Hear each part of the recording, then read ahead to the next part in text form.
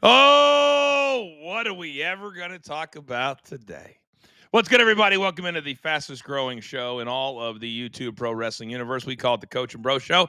And today, we're going to talk all things Summerslam. We're going to take your questions, your opinions, all of that good stuff.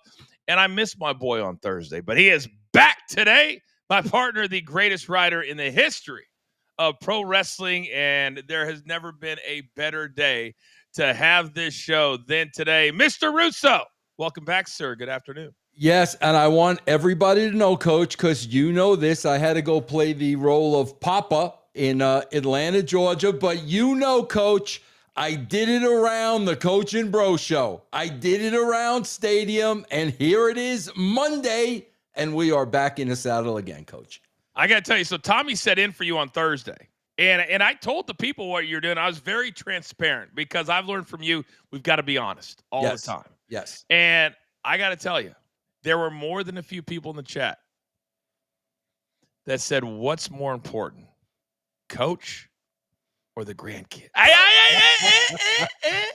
Made me feel uncomfortable, very uncomfortable. I got to admit.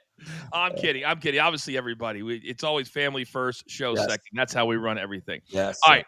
So, Vince, we're going to have a busy next 60 to 90 minutes because you already see the chat is popping. Yes. So this is how we do the Monday recordings. And then I have a little bit of an announcement afterwards. How can people be a part of the show throughout our recording? And then we'll do stuff at the end. Tell them how they can do that. Yes, again, guys, it's not how you can be a part of this show. We want you to be a part of this show because so many times you guys are smart to the business and you bring perspectives that maybe Coach and I missed. You can do that through a super sticker or donation. We'll bring you right up on the screen and we'll make you a part of this conversation. That's exactly right. And on these Monday recordings, producer man collects them all up. We do them at the end. And I know there's a lot of questions out there about SummerSlam. So the show today will be a majority SummerSlam, bigger picture items. You know, we don't break down Raw or SmackDown by the segment. But also, Vince, I want to ask the people, the chat and the audience, because we have an opportunity to add a third day for a very, very good reason. So we got word from the stadium executives. They love our show. They love our show so much that we are now moving from 11 p on Wednesday nights to 11 a.m. on Wednesday mornings right after Coach and Company. So 2 full hours, we will dominate the stadium airways. My question is, should we take that show live, Vince, and let Monday stand on its own instead of airing Monday on Wednesday on Stadium? What do you think? Well, Coach, that's really your call because you know live, I can get you in trouble. I don't mind getting myself in trouble live, Coach, but if I get Coach in trouble live, I might feel a little bad about that, Coach. It's all right. I've worked around it before. I can do it again. We're going to spend, so I'm going to be traveling the next 3 weeks. I've got 3 big events. So we're going to decide at the end of August whether or not we should go live on Wednesdays. I'm leaning towards live because this show is growing so much and our numbers are so good. I just think it takes away from Stadium a little bit because we air it. So that's just my feeling, but we'll talk about it off camera. But we want you to weigh in the chat. Would you rather us go live on Wednesdays and Mondays and Thursdays or still do it this way? We're going to listen to you guys. But Vince, if you are ready, are you ready to get started? Let's do. We got a lot to talk about, man. Yeah, we do. Producer man, roll it.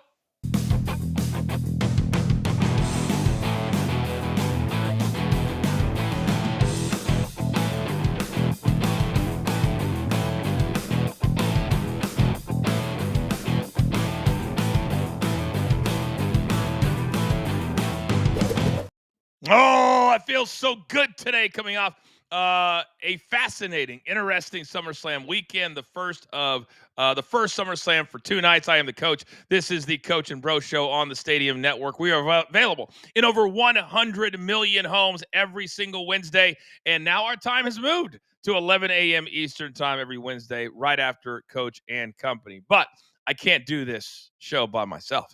I got to have the greatest writer in the history of the business as my partner. And a man who wrote for many of these nights, Mr. Vince Russo. Hello, sir. How you doing, Coach? Man, a lot to talk about today. And again, listen, I'm not interested in talking on the surface. I know you're not interested in talking on the surface.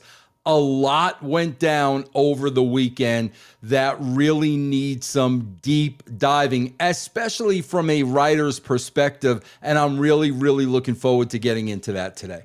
I couldn't wait for today's show. I absolutely couldn't wait because we have so many things that happen at SummerSlam that only you can give us the proper perspective on. And don't worry, ladies and gentlemen, we'll get into Unreal maybe after. We'll get into Unreal maybe later, but today has got to be about SummerSlam. So let's dive in. In about 15 minutes, we're going to talk everything Brock, 30 minutes, everything Seth Rollins and the cash in, 45 minutes, are they missing the boat? But Vince, I wanted to start the show as an overview of the entire event, the good, the bad, and the ugly. Let's start with something that we really, really liked from SummerSlam. And if I was to ask you that question, what would it be? Okay. Well, Coach, listen, I'm going to be totally transparent here. Okay. I know what happened on SummerSlam. I read the reports on SummerSlam. If I had to watch a clip, I watched a clip. Coach, I literally watched the last 5 minutes of Sunday night. I did not watch any more of it. And again, I am going to be transparent and I am going to be honest. Not interested. And quite frankly, when I read the reports and I read the results, I missed nothing here over 2 days. As a matter of fact, we keep cementing what you and I continue to talk about every single week. And I've said it. Listen, man, Triple H, this is Triple H's booking. This is what Triple H is relying on in a nutshell. The big pop, and the big pop is going to lead to social media hits. That's booking.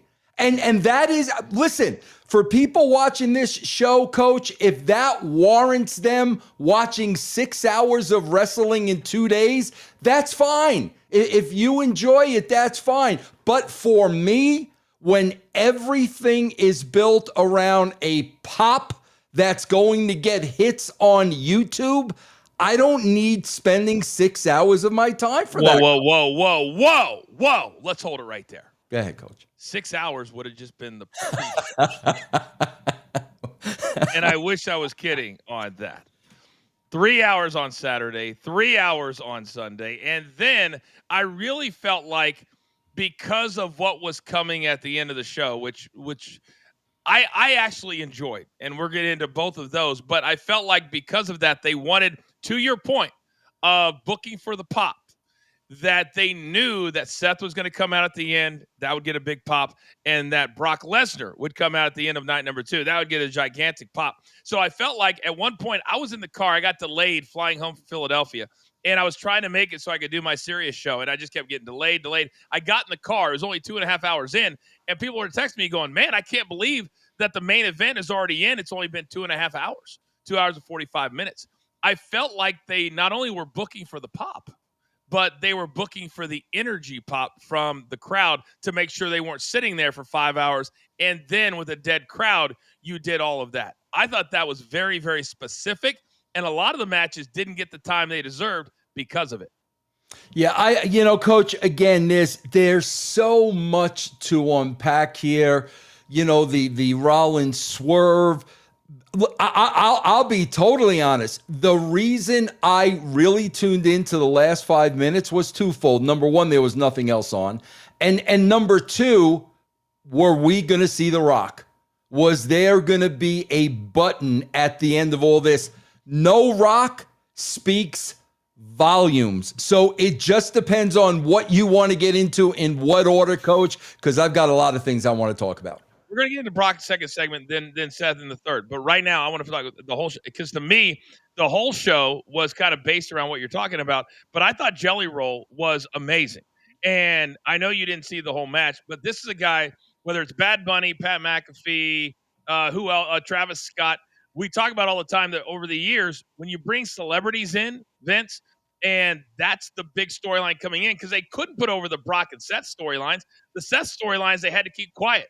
The Brock, clearly they had to keep quiet. But Jelly Roll, I thought, was the MVP of the entire first night. He took bumps, Vince, that most seasoned veterans wouldn't take. He gave moves that most seasoned veterans couldn't do right now. And you've got to give credit to Logan and Drew. They put Jelly Roll over like $1,000,000. But, and I forgot to load it up because I wanted to show everybody, they did something that drives us bananas that you and I absolutely hate. So, who did Logan Paul and Drew McIntyre face in that tag team? Randy Orton, Jelly Roll. So they posted a video of Cardi B chopping it up backstage with Logan Paul and Randy Orton.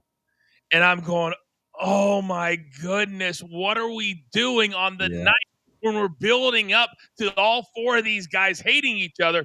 And we're going to show Logan sitting there laughing with Randy Orton. That's the part of this that I don't like. On the same night when you're doing all that swerve and backstory telling, I didn't like that part. It would have driven you nuts. Yeah. Nuts.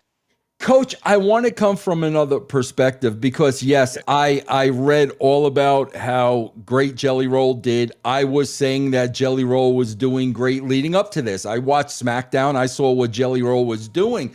But, Coach, this is what I want to bounce back at you. Okay.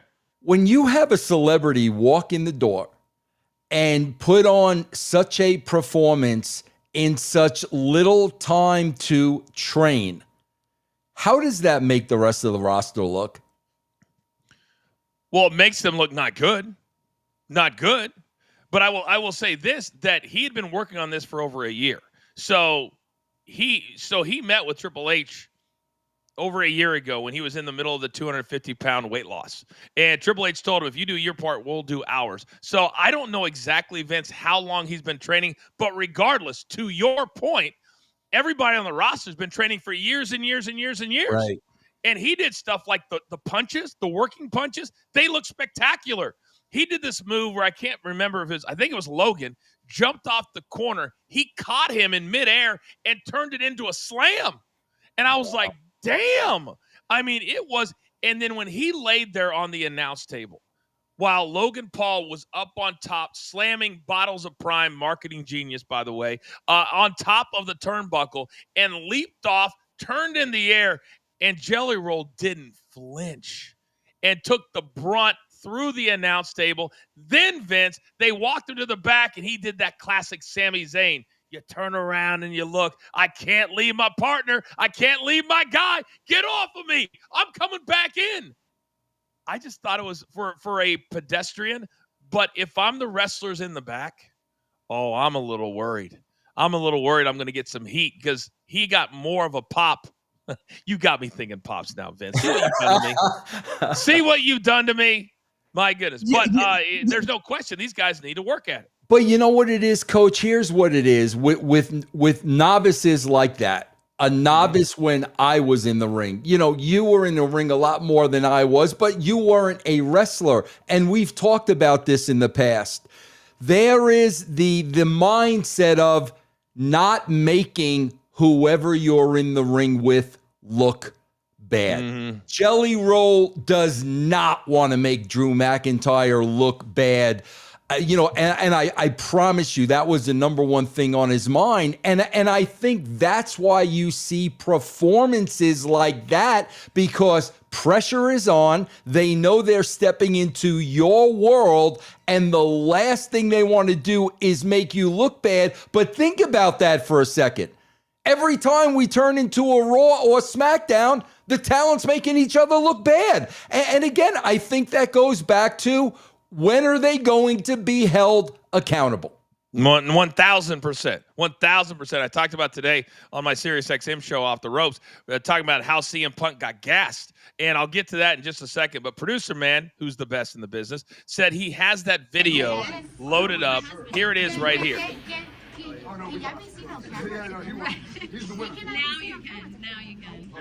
Now we can. We're cool now. Clearly after they were done wrestling. And because you can see Logan Paul's got the stuff, the strings undone. That, to me, I hate that. I absolutely hate it. On the same night, maybe post, 3 months from now. But this is literally, you're telling the entire world, okay, it's a work. It's a work. What do you think of when you see that? I think a lot of things. I just think that for Randy Orton, he should know better, because he's been around since the early 2000s. I think that there's no way The Undertaker, Rock, Stone Cold ever would take a video like that. And then I blame WWE because whoever is taking it clearly is posting it. And they're more worried about making sure to see those guys with Cardi B than the other way around. Man, I can't help but to think of Vince. My God. WWVD? Yeah, I can't help but to think of him. This stuff would have never happened on his dime. Not a chance. Nothing sacred. Coach, there's nothing sacred anymore. Nothing. And what's crazy is that on those two nights, they did something that Vince could have pulled off. Those were things that none of us saw coming that we'll get into. But to me, on the same night, and we're talking about the good and the bad of SummerSlam, if you're tuning in, Coach and Bro Show, along those lines of what you're talking about and why some of the work rate doesn't look as good as it should is CM Punk in that main event. Vince, he was gassed 5 minutes in. And it went way too long because Gunther works one way, slow, and CM Punk is 46 years old. And I think sometimes we forget because you got all these guys working another 50 or 60 years old in the ring that, wait, 46 is old for a wrestler, player, baseball player, whatever. And he just, as good as we want to put CM Punk over, he just looked exhausted. And it went about 15 minutes too long for my taste. But that's just me. But I saw a lot of people say that, man. And Vince, if they were doing, what would have happened 20 years ago? If they had a match coming up, they would have done it the week before for 4 days. They would have done it the week of at the house shows. Now there's no practice. You think CM Punk is going to the Performance Center and running ropes to get himself in shape? And, that's the thing, Coach. Like, think about that. How, nothing's sacred anymore. Anything goes. If I'm Gunther, why isn't that part of the promo? Why isn't Gunther talking about Punk's age and talking about, he's at the pinnacle of his career. He's X amount of years younger, because at least this way, when Punk is gassed, now it's part of the story. Now he's not that he has an excuse, but now people are saying, holy crap, man, that's a 46-year-old guy in there trying to go with somebody, 15 years. I don't know why they don't make everything else goes. Like, nothing else matters. But that's what Gunther should have been saying in the promo, because that's the way it played out, and Punk would have been protected. Right, and it's the truth. And then you could have led it into a promo with Seth that is coming. They were like, listen, I was gassed out. I just won but I still beat him. And then you can lay it out like that. So I can't wait to discuss that on the Seth Rollins thing moving forward. It was an incredible week, and still to come here on the show. It's the Coach and Bro Show here on Stadium. What does it mean to have Brock Lesnar back in the fold? How long did they have this in the works? What would Vince Russo have done if he knew a month prior that he could write Brock Lesnar into SummerSlam? That is a big-time story. We're going to talk about that on the other side. Also coming up in about 18 minutes from right now, the Seth Rollins cash-in. We talk about it all the time. It's about long-term story selling. We go all the way back to Atlanta, Saturday night's main event, when Seth Rollins clearly didn't get hurt. Was that what we needed all along? We will discuss. And how about Triple H ignoring the crowd at the post show? What are we talking about? We'll show you on the other side. Ladies and gentlemen, there is only one brand you even need to talk about here on YouTube, here at BTT Studios. It's the Coach and Bro Show. And as always, we are right here on Stadium. All right, great start, ladies and gentlemen. I see some of those super stickers coming through. Keep them coming. We're collecting. We'll answer all of them and discuss after we get done with the recording. All right, Vince, segment number 2. Let's fire it up. All right, welcome back, everybody, to the Coach and Bro Show here on Stadium. Thank you all. If you're watching on YouTube or wherever you catch us, thank you all very much, because we are growing fast. By the way, Vince, while you were gone, we hit 20,000 subscribers on our YouTube channel. How cool is that? That's awesome, Coach, and congratulations to Tommy C and everybody else. I was following you online while I was away. That's awesome, man. Congratulations. Well, this show is a big part of that growth. I mean, me and you, so congratulations to you. And we're not stopping. We're just getting started, damn it. Now, we got to get into the biggest news coming out of SummerSlam, and that of course, is the return of the beast, Brock Lesnar. And Vince, the first 4 tweets I got on my Twitter page had something to do with the lawsuit. And I thought to myself, man, how jaded as a fan must I be to not enjoy the moment, but say, oh, what about this? Because clearly the WWE, who has since put out a statement that Brock was cleared over a month ago from anything in the lawsuit, and fans, I guess, are so dumb that they thought, yep, WWE would throw him out there without something going on behind the scenes. But what did you make of the fact that they chose for Brock to come back and the pop? Oh my God, the roof blew off the stadium, and nobody, and I mean nobody, Vince, talked about The Rock at all on Sunday night. Yeah, Coach, that was the more interesting thing to me because, again, listen, Coach, I'm not here to rain on anybody's parade. But my God, we talk about Pavlovian dogs. Bro, a Pavlovian dog would look like Albert Einstein compared to these people. And when I say these people, I'm talking about these WWE freaking marks. Because, Coach, I'm telling you the truth. I'm watching this, and I mean, my knee jerk is, again, how many times has Brock come back now? Bro, it's a rotation. Cena comes back. Rock comes back. Brock comes back. Taker is on NXT. It's a rotation. I don't know how you get so excited about a guy coming back for the 6th time. So now all they're going to do is run the same play that they ran the last time Brock was on the show. I'm sorry, bro. I don't get excited about things that I've seen them do a dozen times before. The most interesting thing to me was, man, you're watching that Unreal, and you are watching Triple H position himself like they can't run this ship without me. I do everything. I am all over the place. And no Rock. Zero Rock. Rock takes the heat for the Cena angle.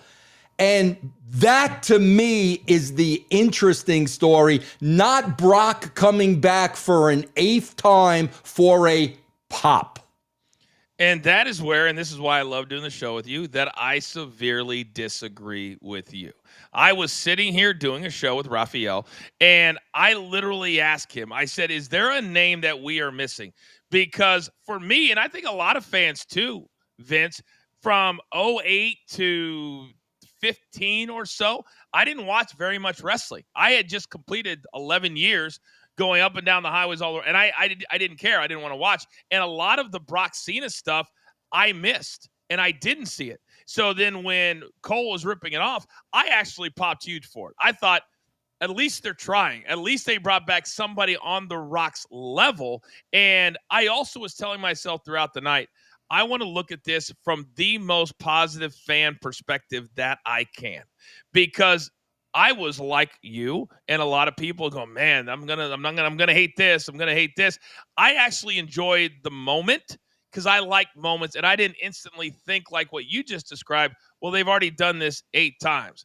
I thought, now we've at least fixed something, because I've been so frustrated, Vince, at the lack of Rock. And for Rock to not even post that night, there's clearly, you and I are correct, that he didn't even post about SummerSlam, which tells me there's something majorly going on right there. And I want your opinion on this, how far back do you think they went as far as contacting Brock to make this happen, and then for it not to leak out whatsoever? Man, Coach, when I look at the big scheme of things, I think everything that they're doing is being caused by a reaction. In other words, I would not be surprised if there was talk of, and if part of the plan was Rock coming back. And then all of a sudden, Rock says no for whatever reason. And then we get that Cena promo on Rock. And it's the same. We're going to get into the Seth Rollins cash in next. And I'm going to tell you what really went on there. But I think a lot of this stuff is reaction. I would not be surprised if the plan was yet again Rock, and for whatever reason, it didn't work out, which now causes them to bury The Rock in a promo and have Brock Lesnar in their back pocket. I actually agree with that. Because when I watched Unreal and the part that they laid out in episode 1 about the heel turn itself, I was thinking to myself, this is really, really interesting editing, because you have Triple H laying out how the whole scenario went. Well, got to call Nick Khan, which was strange to me, calling the president of the company, but whatever. Okay. And then I have to call The Rock second, before Cody, before Cena, and of course, before the key figure in this, Travis Scott. If Travis Scott's not good at the creative events, we just can't simply do it. You guys, you know how that is. But then for him to say in that promo or that voiceover, well, Rock had a million ideas. And then they cut to Rock showing up at Elimination Chamber. Rock is heavily invested. We got to run everything by The Rock. If he doesn't like it, we're not going to do it. So I thought, man, they are going out of their way to put this onto The Rock. And then last Friday night on SmackDown, I was like, I was out at something. I was doing PFL. My phone is blowing up going, they're burying The Rock. They're burying The Rock. They're burying The Rock. It was so obvious that Cena and everybody was like, you know what? Whatever has happened, screw him. What's ever happened, screw him. So I'm torn on whether or not this happened a month ago, or if Rock called them Friday night and said, if you're going to do that to me, I ain't showing up Sunday. Screw you. And they went after Brock. And Coach, if everybody was on the same page, Cena cuts that promo on Rock, burying Rock, and Rock does come out at the end of the show with a heel Cody Rhodes. That's if everybody's on the same page. You don't bury Rock without giving The Rock a comeback. He's not an active wrestler. No, he's The Rock, for crying out loud. You think somebody would have went out there and cut a promo on Stone Cold Steve Austin without a receipt? You don't do that unless there's heat. And that's why, Coach, I was ready to give them props, because in my mind, Cena's cutting the promo on Rock. Rock's going to come out. He's going to give Cody that look. Cody's going to join The Rock. Now it all makes sense. That did not happen, which tells you, and you don't have to believe me and the coach. At this point, I really don't care. It tells you they are not on the same page, Coach. You would have never buried The Rock without a receipt, and that's what happened. It's so funny you say that, because I was actually thinking along those same lines. I thought part of the reason I think Rock hasn't responded, because it will cause a firestorm whenever it does, is he's got a movie coming out in October. I thought about that. And then if this was Stone Cold Steve Austin, 1,000%, he would have gone on social media and been like, screw all of you guys. Here's what they did. Goldberg just said, wait till my NDA is up. I'm going to bury, but Rock can't do that, because they actually showed a promo, Vince, for his next movie in SummerSlam. And It said to me, well, contractually, they've got to do this. And we paid The Rock $40 million, apparently, just to be on the board of directors. Because now, no matter what they do, Vince, moving forward, the two biggest shows of the year, they're in the rear view. It doesn't matter what's coming up between now and the Royal Rumble. It won't have nearly the impact it would have had at Mania or SummerSlam, right? Right. Yeah, Coach, again, I hope one thing we kind of school people on watching this show is, guys, wrestling is all about reading between the lines. That's what it's all about. And like I said, man, I am ready to put them over to the moon if Rock comes out after that Cena promo and now he's with Cody. Okay, now that makes sense. But like I said, for Rock not to have a receipt and for Triple H to purposely be putting himself all over everything, he's setting himself up in a position where I'm untouchable. They can't do anything without me. I don't know how much more he could either post from his own IG or the WWE, but not only was he videos all over where he's hanging out on the floor with the camera guys. They had a Logan Paul video putting over the camera guys. And then who do you think did the 2-day announcement for next year's SummerSlam in Minneapolis? It could have been any of them. You could have put over any wrestler. Who did it? Triple H did it. And it is so obvious now that he's trying to position himself, like I would say, like a Dana White, where he is the voice of announcements of everything. He's all over the first episode of Unreal. To me, it's very calculated. Isn't it calculated to you? Absolutely. Listen, you don't see Dana White this much, Coach. No, I don't see Dana White nearly. I would say I see Dana White less than half the amount of time that we see Triple H. No question. And it was good to see Cardi B come out on night 2 and announce the no, that was his wife, Stephanie McMahon, who came out to announce. And I thought back to Kim Kardashian back in 2008. We teased because she couldn't remember one number, so she had to carry a card. So last night, Stephanie had a card with her. I was like, oh, no, but she had to announce 2 numbers, Vince. Yes. The first night and the total, so we got to give her a pass. Absolutely. Right, still to come here on the Coach and Bro on the other side, we're talking Seth Rollins. We're talking cash in. What does Vince Russo say should have happened, could have happened? We'll discuss that. And also, is the WWE about to lose one of their most over superstars? We'll talk about it. This is the Coach and Bro Show right here on Stadium. Oh, good show so far. Super stickers coming in the chat. We'll get to all those as soon as we are done recording. If you have any questions or your opinion, put them in there, and we'll get to all of them. You guys know the drill at the end of the show. Seg 3, here we go. Welcome back, everybody. Coach and Bro Show here on Stadium. Thank you to everybody who tunes in every single week, making the show what it is. I am the coach. He is Vince Russo. Now, Vince, night number 1. And this really set the tone for knowing that night number 2 had to top it as far as the finish is concerned. And I don't know the last time I saw a storyline that was kind of 50-50 on people thinking the injury in Atlanta was a work or thinking that it was legit and that Seth Rollins was going to be out for a certain period of time. Come to find out, he's been working us for 3 weeks. 3 weeks. What did you make of the run-in, and did they execute it correctly? Coach, he has not been working us for 3 weeks. That is absolutely. Am I allowed to say curse word on this show or no for Steve? Go for it. Go for it. That is bullshit. That is bullshit. Guys, let me explain something to you very basic. Coach, you and I have different POVs. I am looking at everything as a writer. Correct. Guys, if you're going to work the audience, the work needs to make sense.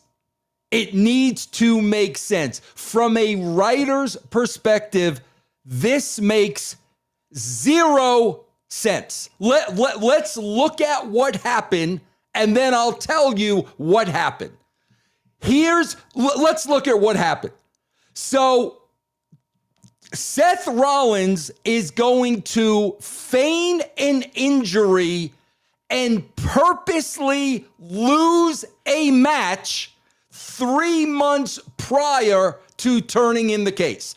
Meanwhile, after the match, 3 weeks. Meanwhile, after the match, you're going to get a beaten CM Punk. You're going to get a blown up CM Punk. You're going to get an exhausted CM Punk, whether or not Seth Rollins feigned an injury. There was no feigning of an injury. Nobody got worked. Here's exactly what happened. He was hurt in that match. That cash-in was supposed to be that night.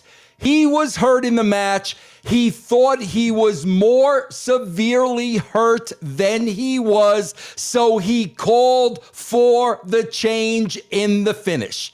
Next day, he goes to get checked out, and oh, it's not as bad as we thought. So I will play the injury up because I only need about 3 weeks for myself to heal, and then we will cash in the case at the next pay-per-view, which is SummerSlam. Because Triple H better hope that's the way it went down, because if it went down like, oh, bro, he was never injured, he purposely lost that match to LA Knight to cash it in 3 weeks to the same Punk that would have been badly beaten and exhausted and gassed.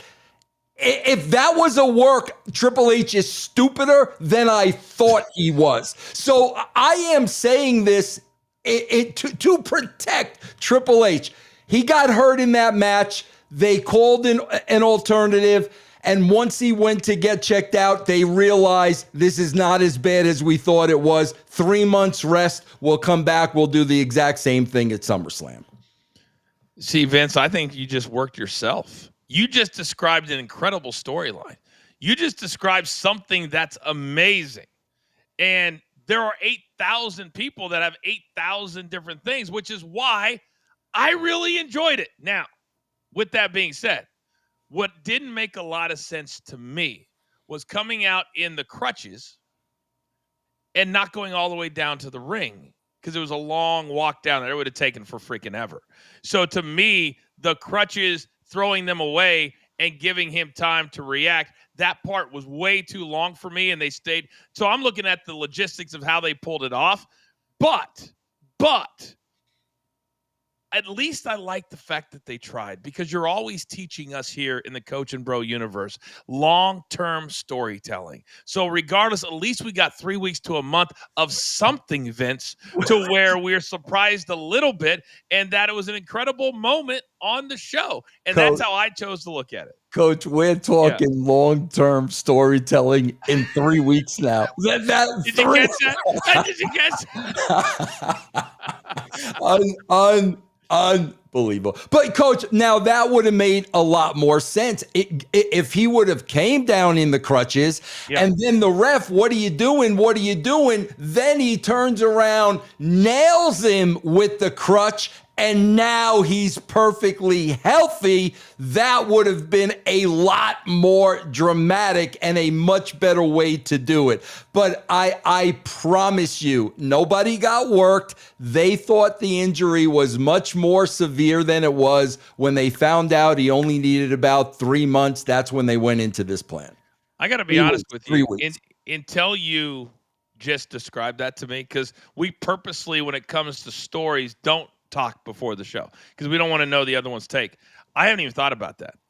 I have not even thought for 1 second what you just described. And it does make a ton of sense, because how many times have we seen in sports where a player will go down and it looks like they tore their Achilles or could severely sprain their ankle, whatever the case might be, and then they're able to play in the next game or a game a week from then. And this was 3 weeks. Yeah. So it's possible. Coach, I tell people this all the time when it comes to wrestling. Guys, just go to logic. All you got to do is go to logic. The story they're trying to tell us is, what is the logic of losing a match on purpose to LA Knight? He could have went over in the match and then hurt himself. That's another great point from you. As always, I'm learning. You know what I do? And I hate to give this away, because this is how seriously I take this job and this show and my role currently in pro wrestling. Notes. I take notes while you are talking about this stuff, because I can always learn. And I'm always learning from your perspective and the way your mind works, because I'm always like, man, I want like the most cool things, and I want the running. I want it all to matter. And then I don't think of it like that. Now, Coach, I am going to tell you in the next segment, when you want to talk about Brock Lesnar. Is that the next segment?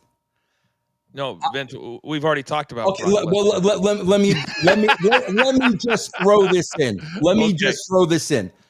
Okay, if this is really a work, and you want to shock people and you want to get everybody talking, the emphasis would have been on Rollins being hurt. Now you got the two kids, Breaker and Reed. What are we going to do? Now you've got the Oracle, the Orifice, whatever he's calling himself. Don't worry. I got a plan.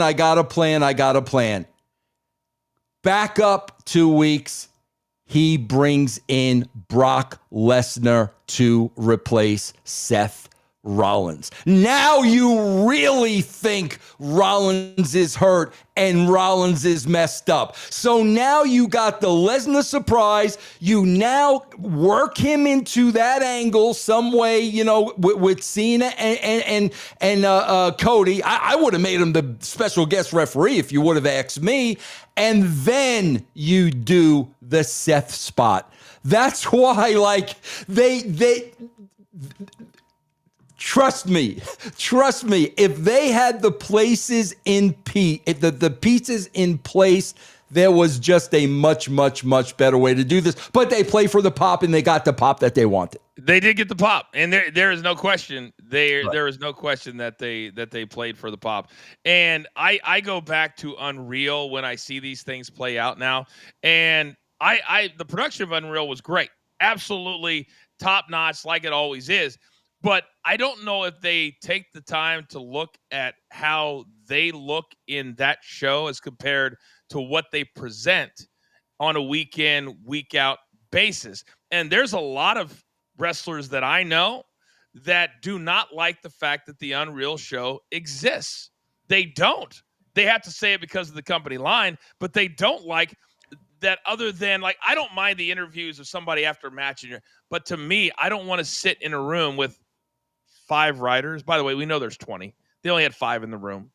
The top executives, Bruce Pritchard, your boy. But I don't need to see Ed Koskey pitch a Royal Rumble finish where the 30th person walks in with nobody else in the ring to win the Royal Rumble. That was one of the ideas, by the way. Did you just open up the door a crack for me to say something about Unreal? Go for it. Are you sure, Coach? I'll give you 90 seconds. I'll give you 90 seconds. Okay. I'll give you 90 seconds. I told you guys this at the beginning. They're thinking they're working you through this Unreal show. They're going to show you what they want to show you. Meanwhile, what they're going to do is expose themselves. I'm watching this show and I'm like, when, how, and why did Triple H become Mother Teresa? Bro, if I would have seen any more coddling and hugging and kissing, could you imagine Vince McMahon coddling King Kong Bundy?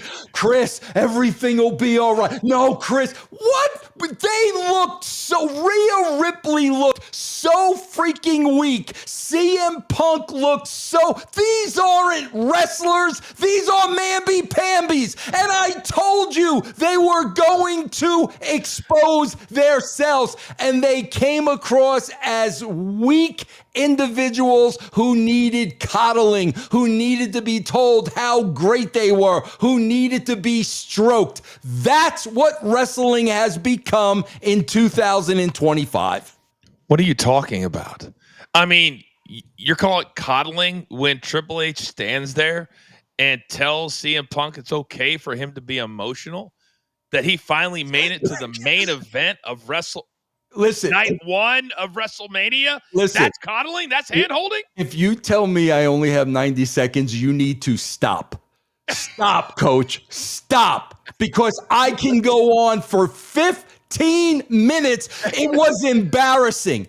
I cannot, guys, listen, I was there when JR was talent relations. You think JR was coddling people? Do you think for 1 second? You started it, Coach. You went on and you're pushing my buttons and I'm shutting up. Audience, you're welcome. You're welcome. All right, we'll have plenty more on Unreal. I just had to take the top off just a little bit. Coming up on the other side, we will continue to unravel Vince Russo and his emotions. Do you think he likes the show? And also, the WWE, are they just blowing it with one of their can't-miss stars? Coach and Bro Show. Stadium, come on back. Oh, my goodness. Hey, all of you watching on YouTube right now, you're going to get more on Unreal. We're going to let Vince completely go off as soon as we're done with the stadium show. I had to give you a little taste, Vince. We'll do a little bit more right here. All right, I see those super stickers. They continue to come in. Producer Man is collecting all of them. We have one more segment, and then we'll get to all of you in the chat. And I see a lot of new names today as well. So thank you guys very, very much. A really big live audience. You guys are finding us, and that's what it's all about. All right, let's get to it. All right, welcome back to the Coach and Bro show right here on the Stadium Network. I am the coach. He is Vince Russo. Real quick, Vince, we were just talking about Unreal. We'll have plenty more on that coming up in the next little while. But I want to show you a video, and this involves your boy Triple H. And this shows to me, it's just I have so many people I like in the WWE, maybe more so none than Karrion Kross and his wife. He got beat clean. Saturday by Sami Zayn. Again, just like what happened in Saudi Arabia. But the crowd out during the post show, I want you to listen to the crowd as Triple H was being interviewed. Producer man, if you don't mind.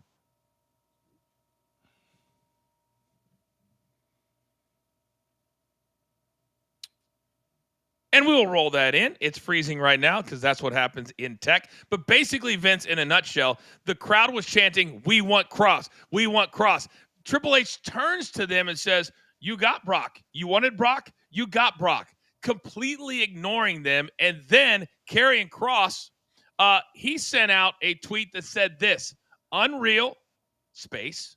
They write the scripts, space. But the fans write the truth, space. Thank you. And then tick tock. And I'm telling you right now, it feels like to me that Karrion Kross is on his way out by how they are treating him right now.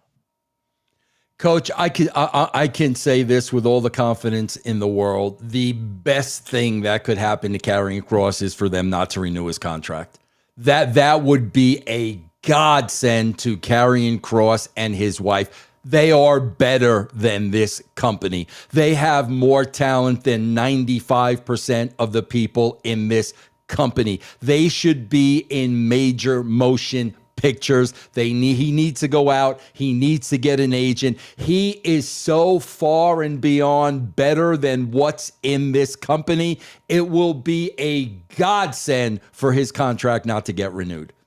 I tell people all the time that tweet me, go, "Oh, but coach, he's had his chances before when X, Y, and Z." No, he's never been pushed like any company should push him. And you get a 2-for-1 to your point. He has a gorgeous wife who's severely entertaining. He's got probably the second best entrance in the entire company. And then he's losing clean to Sami Zayn in 6 minutes.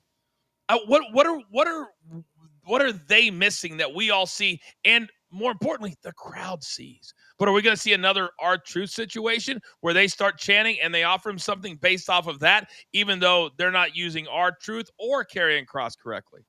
Coach, it's part of the show. You enjoy the show? It's all part of the show. It's all part. Trips knows what he's doing. It's all part of the show.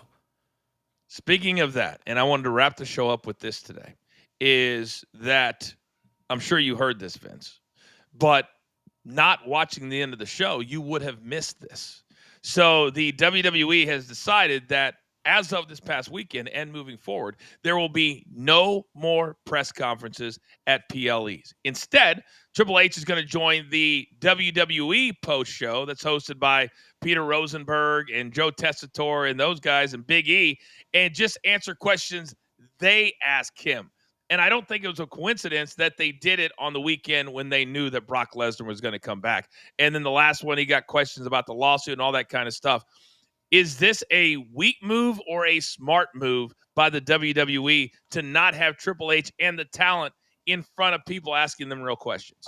Coach, I've been saying since day one, it was absolutely ridiculous to let these marks in asking Triple H and The Rock whatever questions they wanted. Now, you are dead on.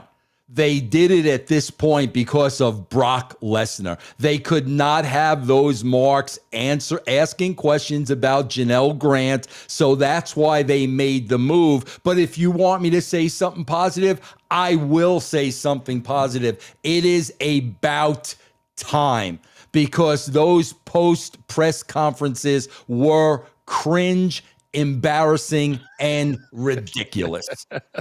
I could not use 3 better words myself. And when all we're doing is teasing on this show, did you like the show? Did you like the show? It's absolutely crazy. But now moving forward, and we only have about 5 minutes left on the show, as we head into post SummerSlam and into the final 4 months of John Cena's career as one of the GOATs, where do you think they're going to go with John Cena now that he's clearly back to being a babyface? He turned them in one promo. Brock Lesnar is back. He's only got 10 appearances left before December. Are they going to screw it up, or can you see something very entertaining over the course of the next 4 months? Well, we've got 4 months, and now we've got Brock Lesnar. So, I mean, I'm assuming, are you going to stretch this out over 4 months? Because if you don't, what do you have as the final chapter? You're going to need something bigger than Brock Lesnar. Coach, how long have I been saying? Trips is this far away. Mother Teresa is this far away from lacing up those boots, man. This far away. And what's the only thing that could top Brock Lesnar? Trips puts on those boots, man. Do you really think, after all the health scares that he has, that he would go in the ring? Are you kidding me? You think so? Coach, he's Mother Teresa. He's got God on his side. Nothing's going to happen to this man, Coach. He's this far away. He's this close. He's the only one that can top Brock Lesnar. By the way, what am I saying? I was going to say, did you see? Of course you didn't see it. But in the first episode of Unreal, when he was coddling CM Punk, to use your words, they literally said, do you want to shock the internet? I don't know if you heard this. Triple H says, you want to shock the internet? Let's do he goes, the finger pointing. He goes, has a finger point ever gone back the other way? He's like, I don't think anybody's ever done the finger point of doom back to Triple H. It was a shocking moment, Vince. Shocking, I say. I told you guys, this is going to be the greatest show because they think they're working you and they're exposing themselves, which is incredible.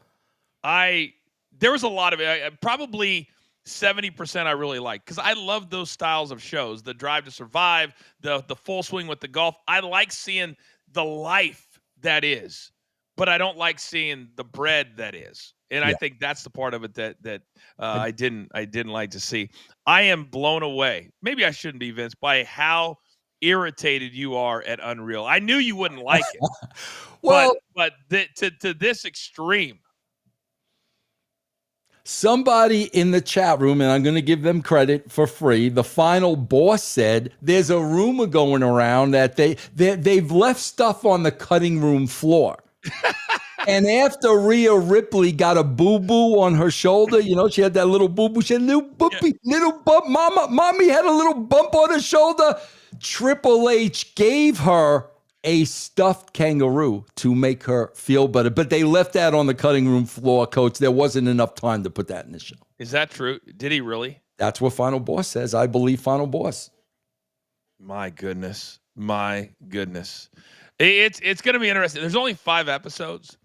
So it's going to be very, very telling if they do a season 2. I wish I could say one thing about the first episode. Give me 30 seconds. You got 30. 30 seconds. Guys, I'm going to tell you this. Bruce Pritchard was not being an asshole. Bruce Pritchard was doing his job. Bruce Pritchard is to make sure everybody stands on time. Chris Parks, Abyss, is the producer. So, yes, he's got to put heat on Chris Parks. The problem was, Coach, and you know this, Chris Parks sold it. That was the problem. He was getting chewed out by Bruce, which Bruce should have done, and he sold it like a mamby-pamby. All he should have said was, okay, Bruce, and walked away. Okay, walk away. Don't explain yourself. He was explaining himself. Yes. I just want to make this man happy. Brother, please. Somebody told me he's way too nice of a person. Way too nice. That's what I heard. God. I cannot stand when people kowtow to Bruce Pritchard. And I like Bruce. We've had our ups and downs over the years, but I like him ultimately. And somebody also said in the chat, that's worth mentioning without them paying, that somebody knocked off Michael Hayes' hat in the back and he looked like Benjamin Franklin. I thought that was worth noting. Yeah, I think it absolutely is. And he absolutely did. All right, that's going to do it for this week's episode. What a great hour this was. We're back next Wednesday, 11 a.m. Eastern time. There is only one. It's the Coach and Bro Show. Vince Russo, coach, producer man, right here on Stadium. All right, you crazy cats, it's time to get to all of your curtain jerkers, mid-carders. Are we perhaps going to have a main event today? We will find out. Vince, we got a lot to get to if you are ready. Yeah, Coach, I'm going to call you out, though, before we start because you've been lying to me.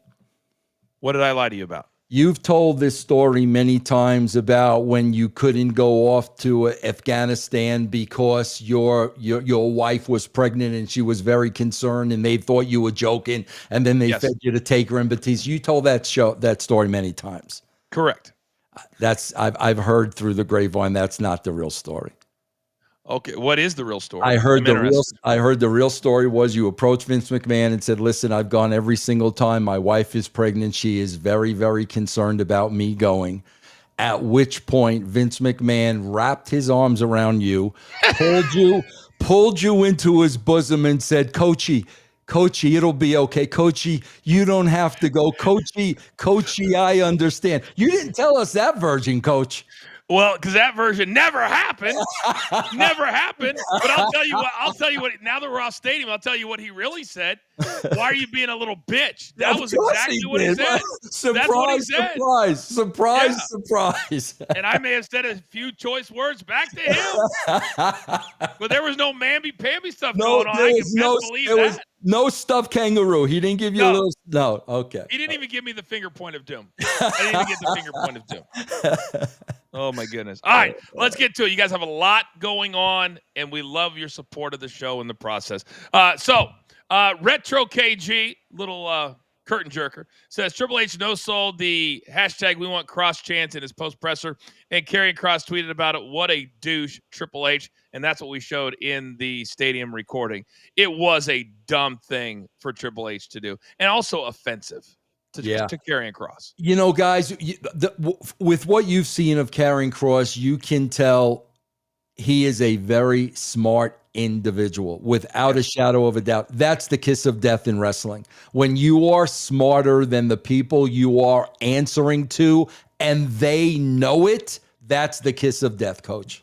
No doubt about it. No doubt about it. In Shankro, up next, says, Vince, we need you to review WWE for a year longer.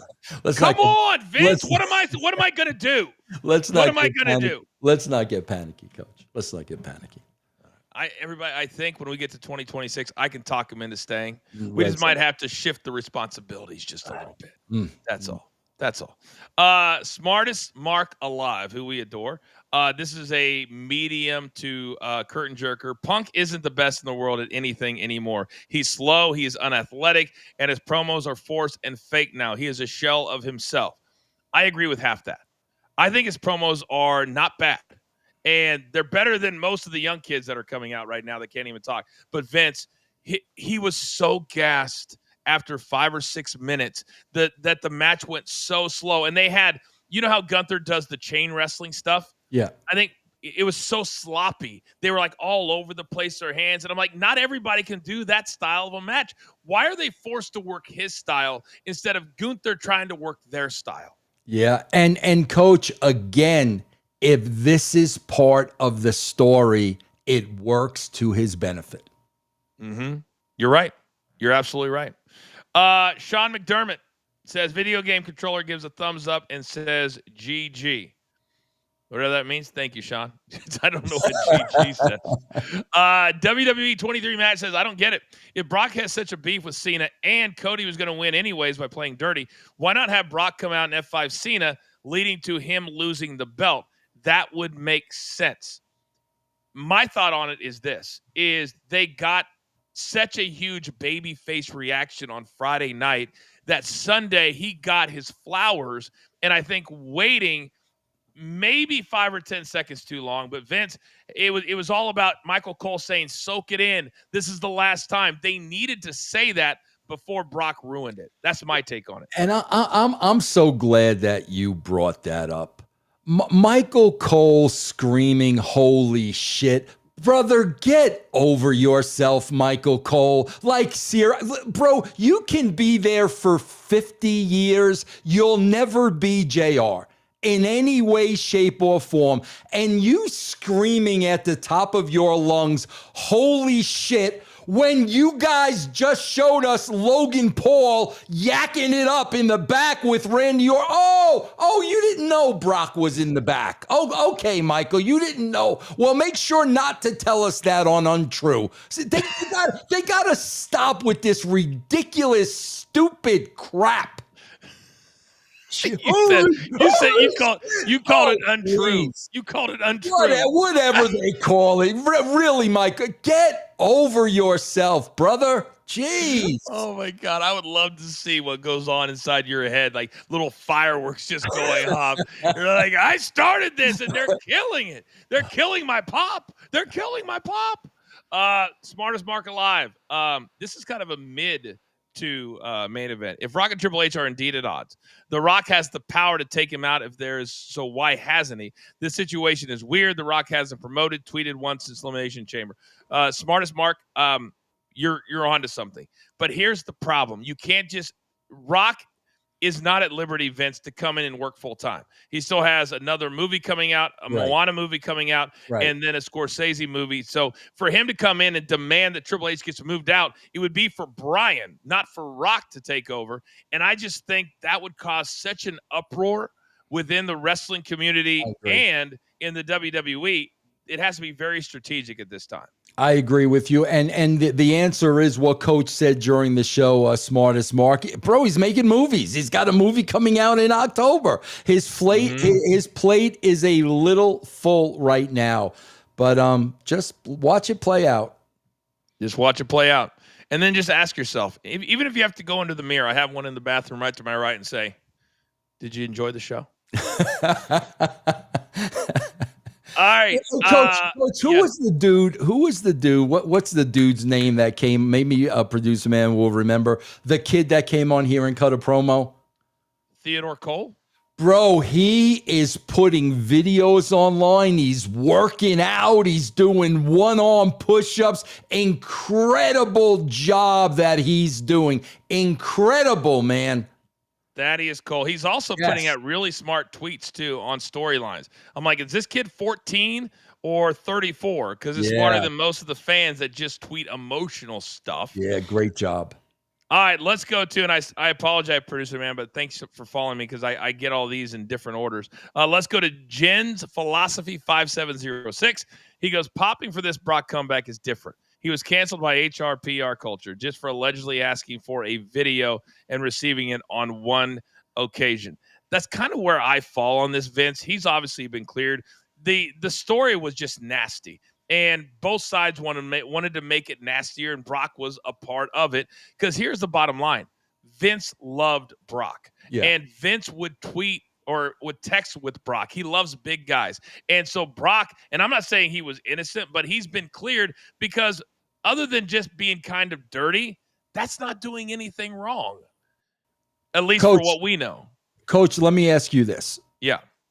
If the Janelle Grant lawsuit was a non-issue and it never happened, you know, the story that we know and we haven't seen him for a while, if that never ever happened, do you think you would have had the same exact response to his return, or was that part of it where it was a little shocking because this was going on?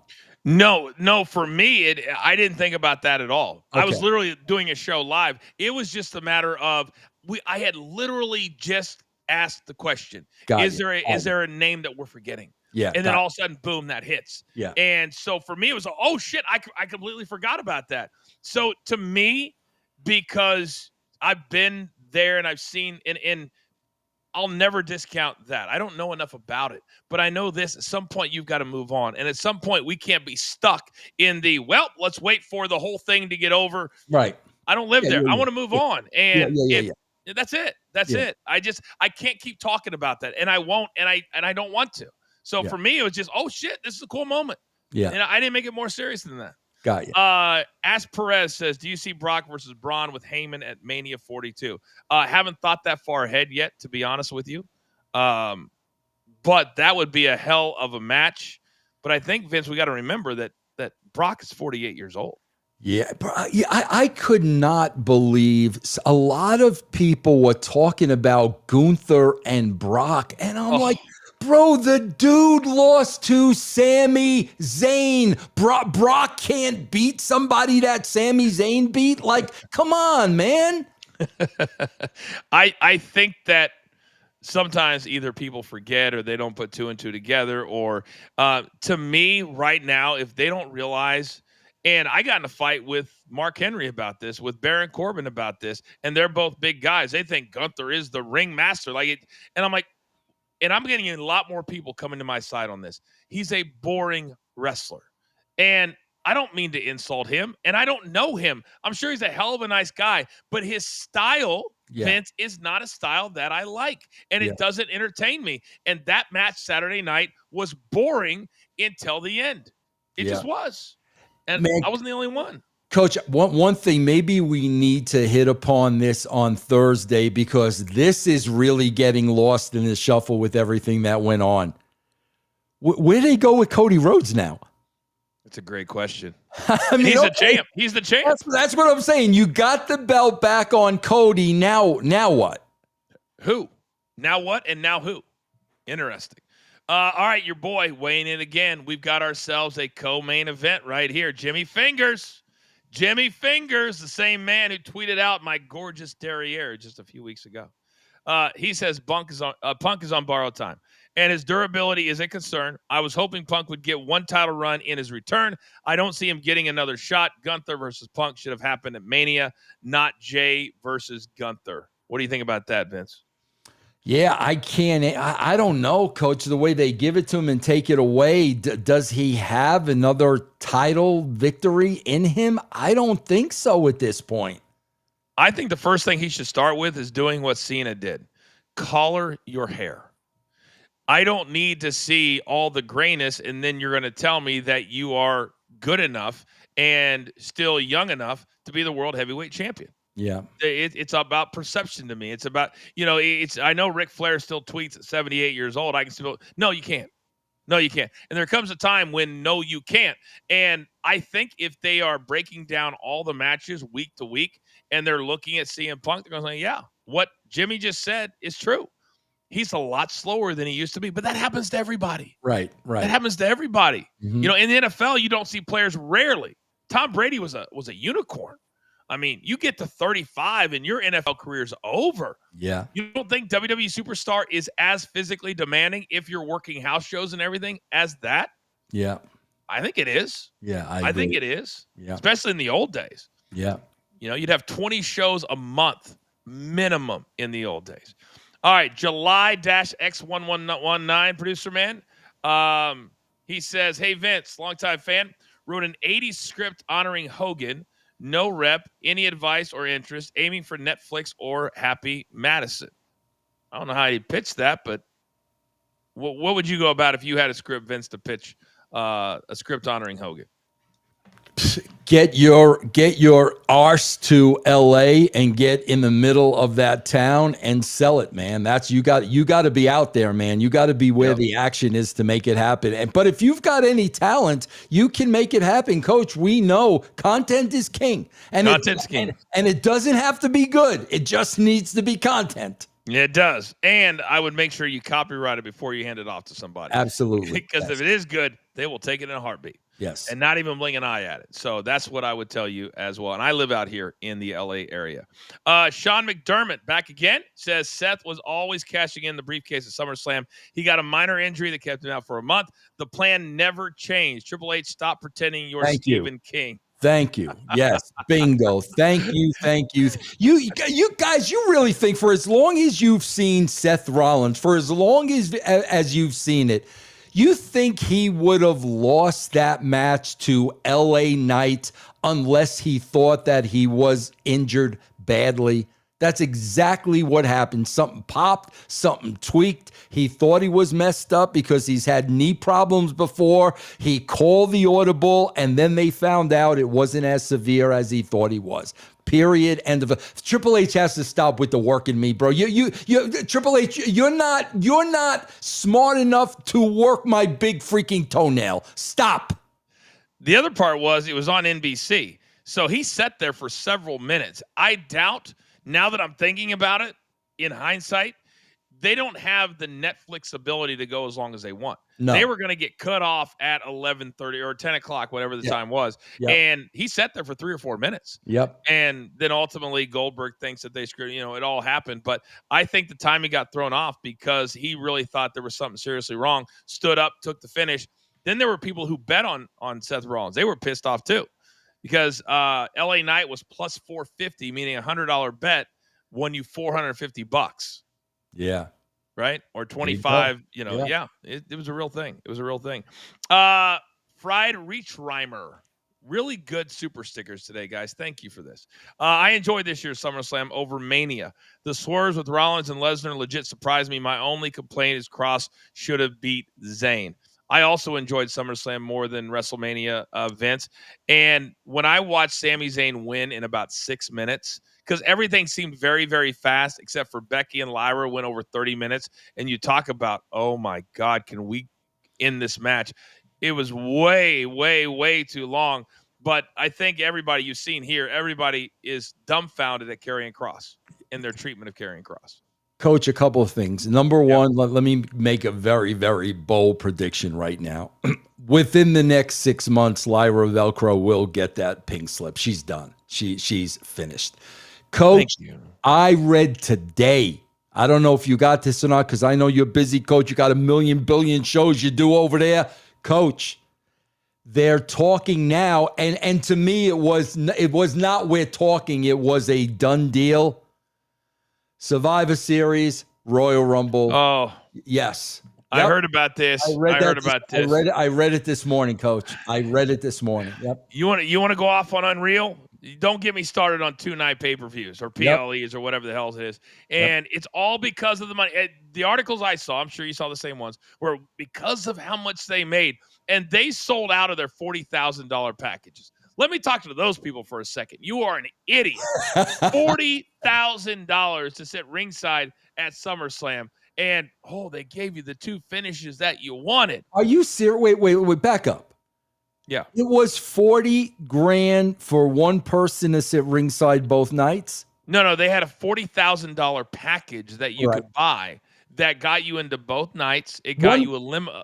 Wait, I think it was like 2 tickets. Okay, all right. Okay, it was like a package. Okay. It was like, here's what you get in this package. Yeah. Right? Regardless, if it was 4 tickets, that's still $40,000 you're spending. That's insane. And somebody said, Coach, but you get all this with it. I said, I don't give a damn. I'll buy a limo for $20,000. And so, but they all sold out. They all sold out. Insane. So until that stuff stops selling, they're going to keep selling it. And oh my God, if we have 2-night PLEs more than 2 times a year, I'm going to lose my mind. Can I throw a conspiracy theory by you? Let me hear it. Coach, we all know how people get on the big thing in publishing, guys, is you got to get on the Times bestseller list. And we know how that's done. The publisher buys out X amount of copies on the book to ensure that they get on the list. Mm-hmm. Do you think the WWE is really selling all these packages at that price, or they're saying they are for people to believe, oh my God, everybody else is buying this out, we need to do that? I cannot believe they're selling packages like that at that price. Coach, who's got that kind of money?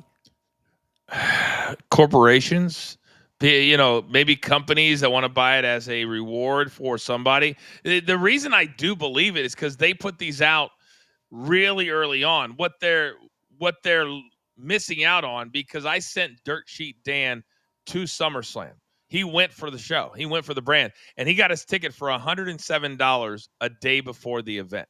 These fans are starting to figure out, if I just wait, Yeah. I can get most of it's upper deck, but you can still get below for a couple $100. And so eventually, I think it's going to backfire. Maybe not this year, maybe not next year, but eventually fans are going to figure out, I can just wait. And then you're going to have the few that want to brag, I spent 40 large. And then all you're going to get is, well, you're an idiot. You're an absolute moron. So, but no, I do think they are. At least they're trying to, I think. Wow. Let's go to Mr. Bama, 751. Mr. Bama, 751. We need to have a serious convo about women in wrestling. They need to go back to being IG side piece models for men. WNBA, even with CC, lose money. Facts. I don't know if I totally agree with that. But I do agree with the WNBA side of things. And Vince, right now you've got a league, I don't know if you know this, a league that has never been profitable in 28 years. Wow. And the players are threatening to strike.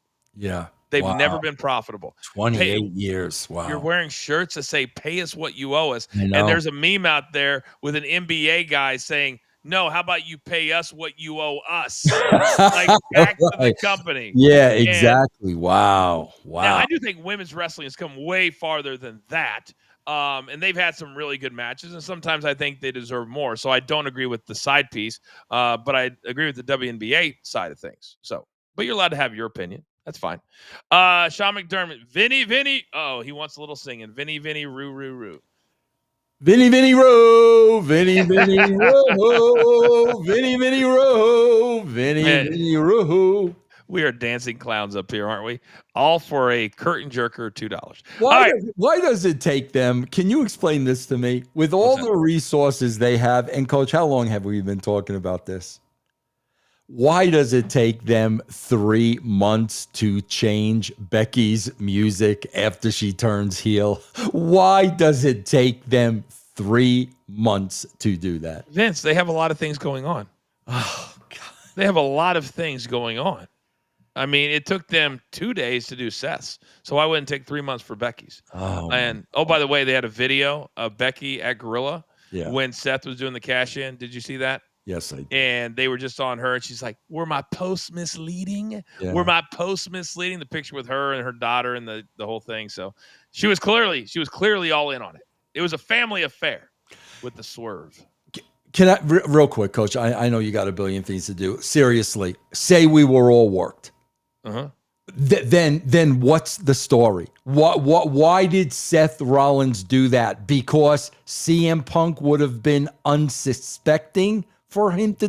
Does that make any sense, Coach? That part is a legitimate question. It makes no sense. It makes he had 60 seconds to watch him come down the aisle. That's what I'm saying. A work has to make sense. If it doesn't make sense, it wasn't a work. Now I'm starting to not to enjoy the run-in as much as I had before this show started. Thank you for taking the joy of wrestling out of my life, Vince. Thank you very, very much. Kang 7664 says Cody hasn't lost clean in 3 years. It's too much. He's right. Since WrestleMania 2 years ago, he's right. All right. Sorry, producer man. I'm clicking on all the wrong ones. Kimberly is a very, very, very important person in our world. She said, "Don't go anywhere." Once Coach and Vince finish up the stadium. Thank you, Kimberly. Hi Stamase says, how is it that Logan Paul makes a better heel than anyone on the active roster? He's generally so good at getting heat and is super entertaining. He was spectacular Saturday night. Yeah. He continues to be spectacular, Vince.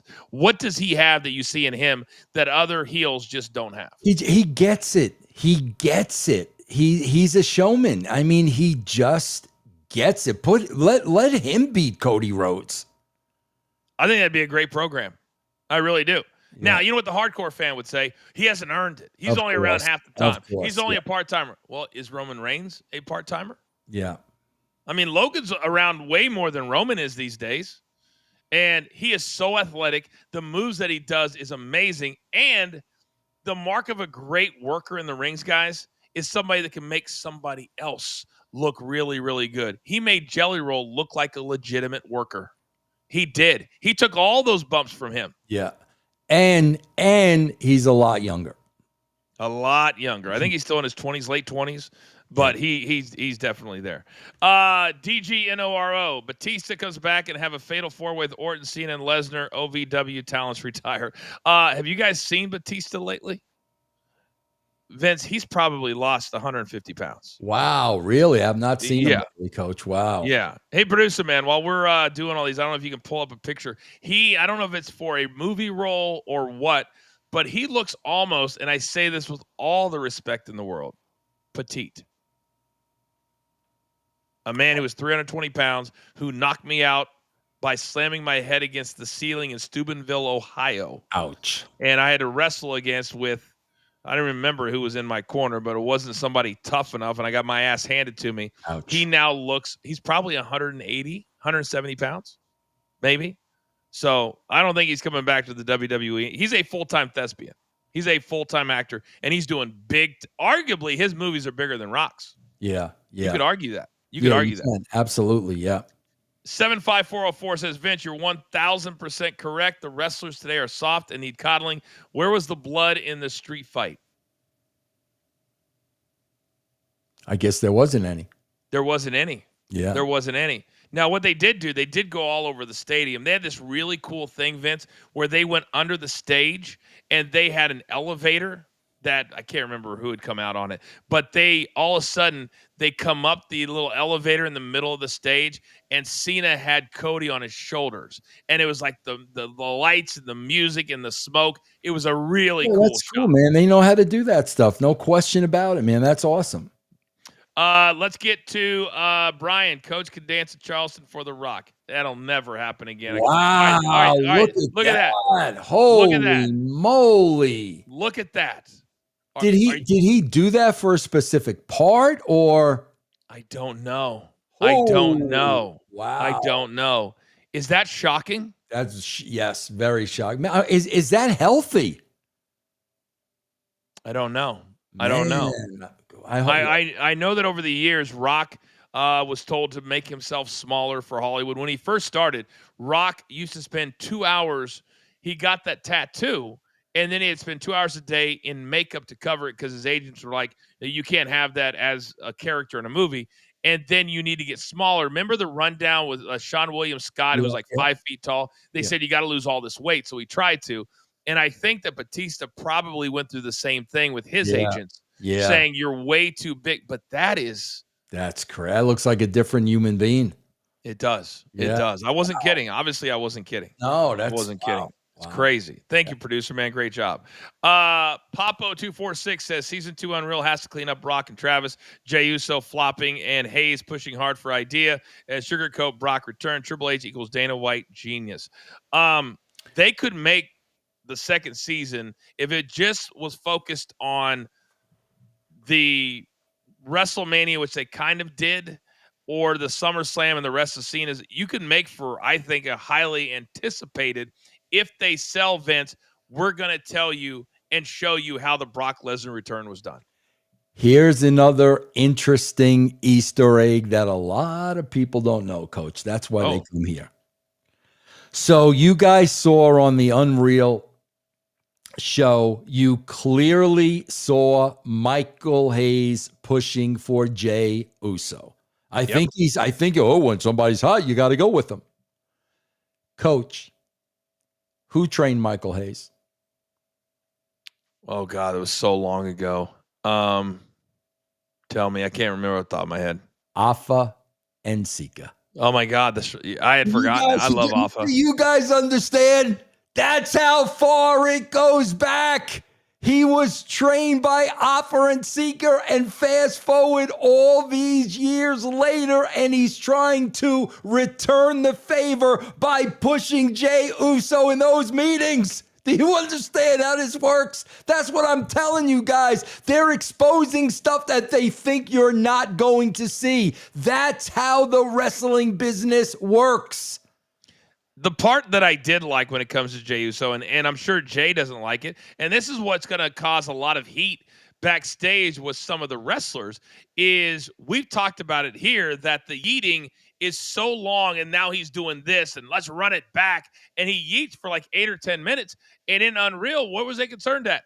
Well, his gas tank is gone by the time the matches start. Then he walks over, and they show him missing spots. And because he was gassed out, then he comes through Gorilla and walks over to Triple H and apologizes. And Triple H says, work on that tank, or work on that gas tank, or work on that cardio.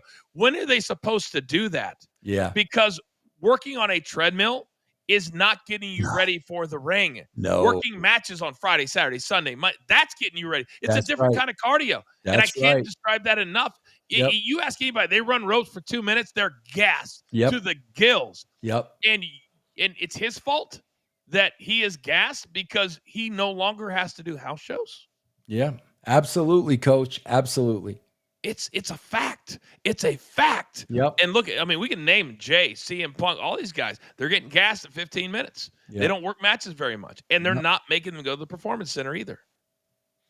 Catman580 says Gunther is dead in the water. He lost to Sammy. He tapped out to Jay. He didn't benefit from facing Goldberg. And he lost to Punk, who was gassed. Not a good run for Gunther, even though everybody puts him over like $1 million. It's just weird, bro, because, Coach, is anybody dead in the water with their fans? Is anybody dead in the water? You know what I mean? Gunther's going to come out this week on Raw, give some kind of reasoning, and people are going to forget all about him losing to CM Punk. You're probably right. Larry Calhoun, the mid-sticker of the show, says, phenomenal show, per the usual. Thank you, Larry. I agree. Great show, nice. Per the usual. Love it. V1LL says, hey, Vince, you broke the rule. Every time there's a conspiracy, you hit the music. Come on, Vince, be better than that. Yeah, where's my music? Hold on. Yeah, I saw that, and he's right, man. There you go.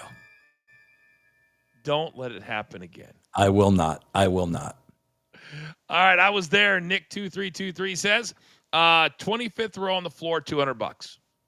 They're outsmarting them, Vince. Wow. They're outsmarting them. They're waiting. Good for you. You know, these third parties, like whatever, VidTix or whatever they are, VidPix, they buy up all of these. And I do believe that they've had deals with all these places for years, Vince, where they say, okay, they're this much, we'll sell it to you for this much, you can go for this much. Everybody wins. Yeah. And now the fans are outsmarting them. So these third parties are like, I'm not going to get stuck with these tickets. Let me get at least a little bit out of them. Yeah. And now they're losing money on them. They really are. Yep. You know? All right. Angel Lucia 1987 says both Cena and Punk look old, but man, Randy and Brock look like legit superstars. Randy's 45, Brock's 48. The only other guy that has that look is Roman. OVW class is the last real stars WWE made. Randy does look amazing. Very true, though, with OVW. Yeah, he does. And that's very true, man. That was the last OVW class. All those guys, bro. That was the last class. And what did they have at their disposal in OVW? TV tapings. Yep. And then they ran shows all the time. Yep. And they got to work against each other all the time. And they were prepared. And now Al Snow's doing his best with the group he's got. But you've got anybody that's good on TV, they're working in 1,000 different territories now instead of just OVW. And so basically OVW is NXT. Yeah. That's what it is. But they're shooting for TV, right, Vince? Instead of trying to train these guys to be great. Give them promo classes, all that. Absolutely, 1,000%. Yep, Al's still doing it after all these years, man. And I know you guys do a show. If you guys want to learn, really, Vince, what's the show that you do with Al? What's that show? Yeah, Lions, Tigers,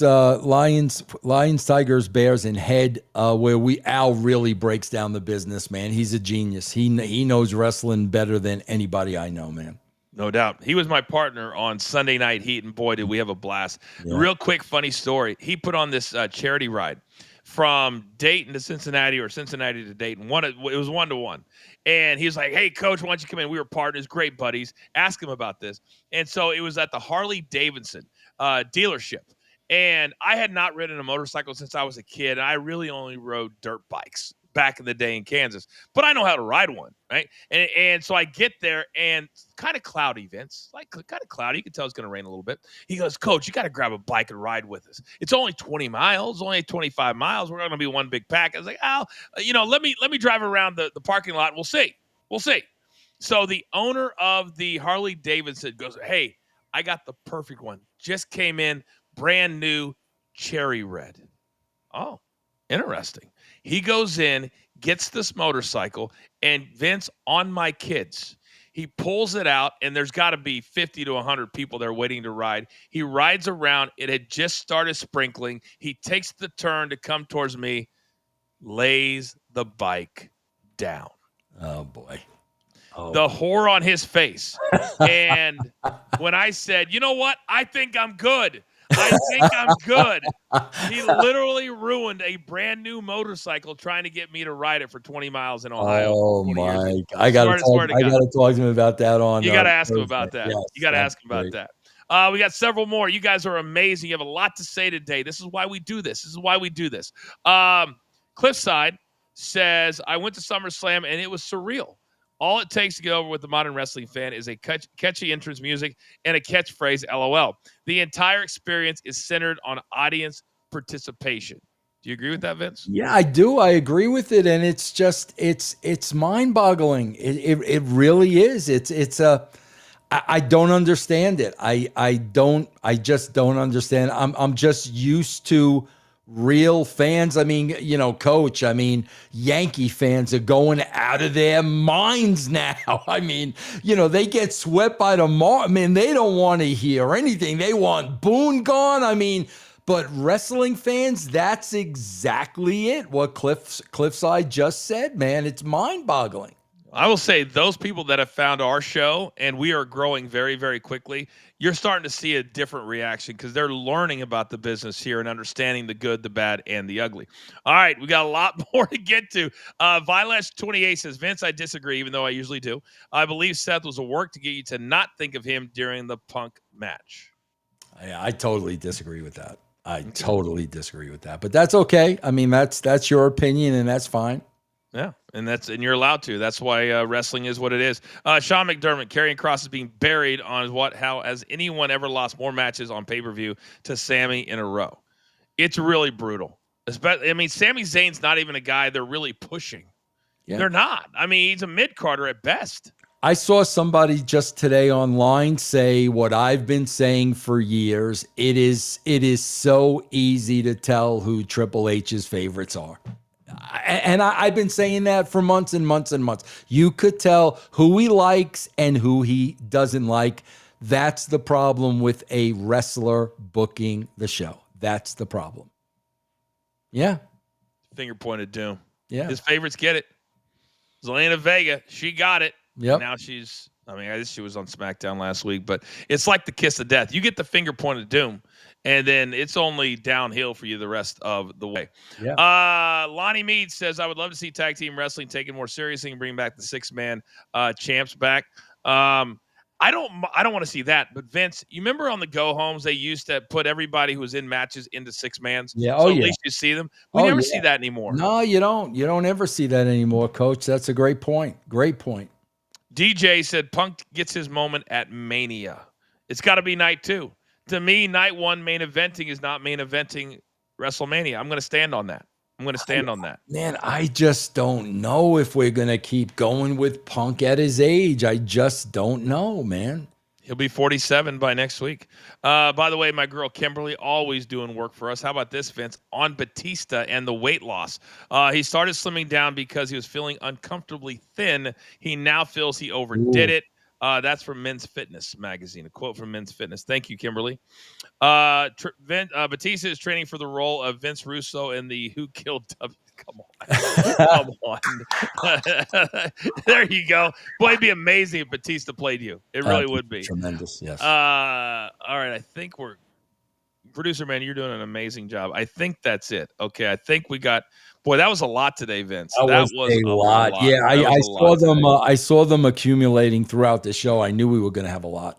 Yeah. But here's what I love, guys. Seriously, I swear to God, because it's like Now you can go to class. Guys, I'm telling you, watch Unreal because it really is like going to class. If you know what to look for, you're going to see everything that Coach and I are saying. It's great. I swear, for that purpose, it's great because they don't realize what they're really showing. They don't realize it. And everybody accuses us, well, you guys are really pulling the curtain back on what they're showing. No, we're telling you what it is that they're showing. And by the way, Vince, I'm an idiot. I missed several. There's still several to go. You got a few more. You got a few more minutes. Let's do it. All right. Smartest Market Live says WWE don't give a shit about the fans. We'd rather see LA Knight Cross in the main event spot than Brock. Brock brings them more revenue, so they made the call. Money is their only priority. That is so true. That is so true. Think about what Smartest Mark did right just there. Think about right there. Think about Karrion Kross goes out tonight and he calls Triple H out for that exact incident that we're talking about. Okay, you never liked me from day one. What's the problem? I'm smarter than you. You don't like anybody being smart. He cuts that promo. Then LA Knight comes out and says, you know what, Kross, you and I are in the same boat. And then Triple H says, yeah, you know what? You're both right. I don't like neither one of you. We're going to have a match, and whoever loses the match is out of the WWE. That's what I'm talking about. It's all right in front of them if they put any effort into it whatsoever. It's all right in front of them. I am shocked that as much as Triple H puts himself on everything that WWE puts out, that he has not made himself a character on the show. He will. He's never on the show. He will.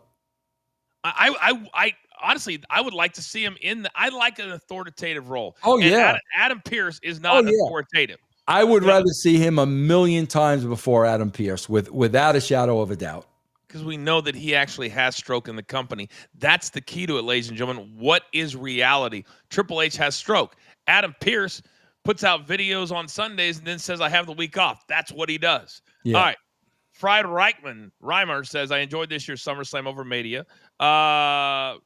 Rollins and Lesnar just surprised me. My only complaint is Kross should have beat Zayn. There you go. Did you guys see the segment in Unreal where Becky knocked off Michael Hayes' hat backstage? He looked like Ben Franklin. Yeah, we talked about that. That was really funny. I love that comment. I swear to God, bro, I swear, Michael Hayes and Bruce Pritchard know where every single body is buried. I promise you that. The fact that Michael Hayes is still in the company is as big of an upset as there's ever been in the history of wrestling 1, 2, 3. I agree 1,000%. I've always liked him, but man, that is an upset of all upsets. Just a few more here. I was impressed by Gunther's Punk. This is Patriots 12. Why is Cody kicking out of 8? I hate Two-Night Mania. I miss Vince's era. Cody kicked out of what used to be Cena's finisher, I think 7 or 8 times. Coach, was this part of the match ridiculous to you? Yes. Those ring ropes could not choke out anybody. They're trying. I'm like, there was this much room. That's what I'm saying. I'm like, guys, Sarah, who came up with the ring rope spot? This looks absolutely ridiculous. But then they had Cody kicking out, or excuse me, Cena kicked out of Cody's used to be his finisher, one of his finishing moves, about 10 times. Yeah, there was a lot of creative license taking shape. I think this is the last one. My question was, what is an acceptable amount of money to send you guys to play a wrestling song I wrote and you two play and review it live on Coach and Bro? I will tell you this, that on Thursdays, from time to time, we do a thing called the main event, and you can actually go into a link and come on the show for 5 minutes and cut a promo on us, play a piece of music. You can do whatever you want. We have no rules, Vince, right? Yeah, absolutely. That's what I would say. Yeah, that'd be awesome. I'd love to hear it, man. Awesome. All right, so we'll get back to that on Thursday. We're going to have kind of a special time, 8 p.m. Eastern Thursday night, because I've got to do something you tease me about all the time. I'm doing a big golf playoff event this week for the PGA Tour. Well, very nice, Coach. So I'm going to be wheels up tomorrow. So we'll be Thursday night, 8 p.m. Eastern time. And then we'll see how many main events we have to come on the show. And you know what I'm going to be doing, Coach? What's that? Riding those coattails, man. I am. You go do your PGA, and I'll sit here and say, yeah, my boy's doing PGA, riding those coattails, baby. Come on, you can ride them all day because we freaking love it. I know everybody is down on Triple H, but I love when he drinks the water and sprays it. That just knocks me out. It did for me the first 10,000 times that I saw it. It really did.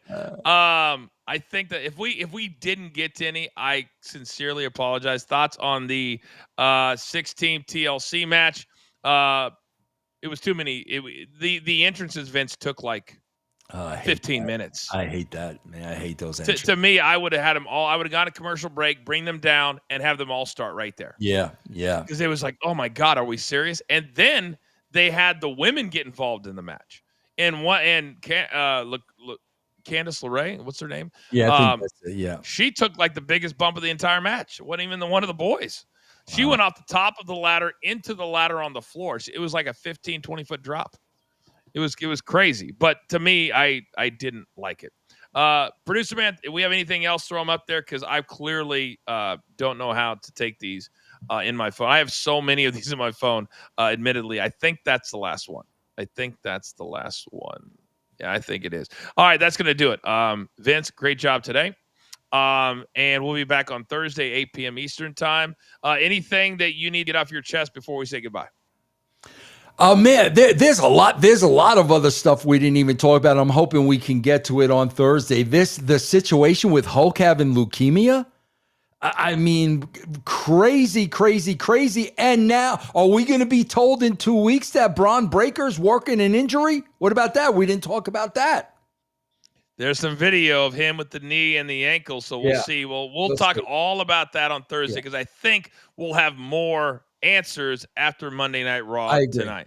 So we'll hit that on Thursday. Thank you to everybody that finds us. I know we change the time all the time, but you guys find us, and that means the world to me and Vince. We talk about it all the time. We love doing this show. We love this time. We love all of you. So we'll see you guys on Thursday. For Vince Russo, producer man behind the scenes, Dirt Sheet Dan. I am the coach. There is only one. The Coach and Bro Show. Take care.